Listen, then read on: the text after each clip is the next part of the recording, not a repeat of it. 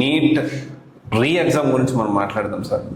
Neat re exam జరిగింది అంటే ఒక 1 month 45 days వాళ్ళు మళ్ళీ టైం ఇచ్చి నీట్ రీ ఎగ్జామ్ చేశారు కదా. సో అంటే సిచ్యువేషన్ ఏంటి సార్? అంటే 24లో లీక్ అయింది, 25లో కూడా మళ్ళీ ఇదే సిచ్యువేషన్ కొనసాగుతుందేమో, 6లో కూడా మళ్ళీ ఇప్పుడు చూసాము. సో మళ్ళీ అంటే తెలియకుండానే డిప్రెషన్కి వెళ్తున్నారు చాలా మంది స్టూడెంట్స్. దీన్ని మనం ఎలా చూడొచ్చు? మీరు అన్నట్టుగా 2024లో నీట్ ఎగ్జామ్ పేపర్ అనేది బీహార్ లీక్ అయింది కొన్ని పార్ట్స్లో. సో ఒక 1500 స్టూడెంట్స్కి మళ్ళీ ఎగ్జామ్ కనెక్ట్ చేశారు, ఒక లోకలైజ్ చేశారు. 25లో రూమర్స్ ఉన్నాయి కానీ అది ఎవిడెన్స్ ఏ లేకపోవడం, 25లో అలాగేం లేదు.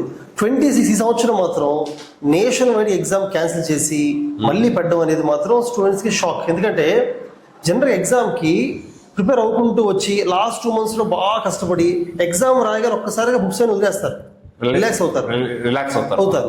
బాగా పర్ఫామ్ చేస్తూనే ఉంటారు కదా. బాగా పర్ఫామ్ చేస్తున్న వాళ్ళకి మీ పర్ఫార్మెన్స్ ని కౌంట్ చేయట్లేదు, మళ్ళీ ఎగ్జామ్ పెడతాం అని చెప్పినప్పుడు ఒక్కసారి వాళ్ళు డిప్రెస్ అవుతారు. ఎందుకంటే అదే పర్ఫార్మెన్స్ మళ్ళీ ఇవ్వడం అంత ఈజీ ఏం కాదు. మళ్ళీ అన్ని రివైజ్ చేసి ఆ పీక్ ఆ మెంటాలిటీ రీచ్ అవ్వడం చాలా కష్టం. కాబట్టి డెఫినెట్గా ఇట్స్ ఎ షాక్.